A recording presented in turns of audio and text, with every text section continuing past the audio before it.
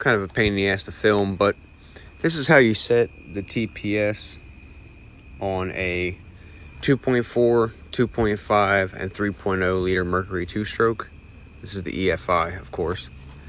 So here is your TPS sensor on your intake plenum. You have an orange, a blue, and a white wire coming off of it. And here you can see I have them pinned, which is these two green wires jumping from the harness here. And I'm just attaching blue to blue and orange to orange.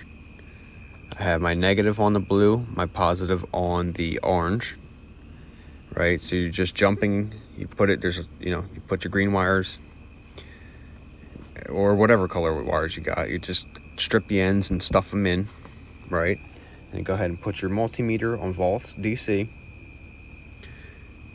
And I have my negative to the blue, positive to the orange. And you loosen up your TPMS and slowly rotate it counterclockwise and clockwise, watching these numbers. Ideally, you want to be between 0.2 and 0.3 volts DC. I like to go between 0.23, 0.25, somewhere in the middle. And once you start your engine, you'll kind of hear when it fires up, how high the RPMs is and so on and so on.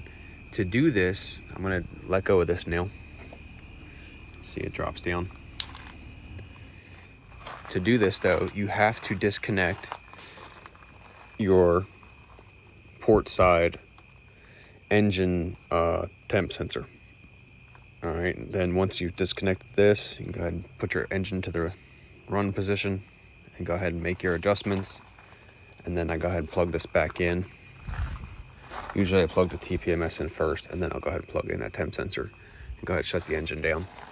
But it might be easier to move this fuel water separator out of your way, fuel filter separator here.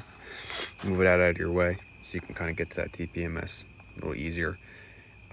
They do make a harness for this. It's about 80 bucks. But if you're in a pinch, you can do it just the way I did it. The white, I believe, is your 12 volt. Either that or it's your negative. I don't know, it doesn't matter. Don't be worried about the blue and the orange. These sensors run for like 250 bucks. So I believe the 3.0 is kind of brutal on the TPS, the throttle position sensor. It's just, it's a lot of engine vibrations, so on and so on. So I think, if you're going to adjust this, go ahead and put a little bit of Loctite on them screws, blue Loctite, just to kind of hold it there longer. You don't want to have issues with this when you're out on the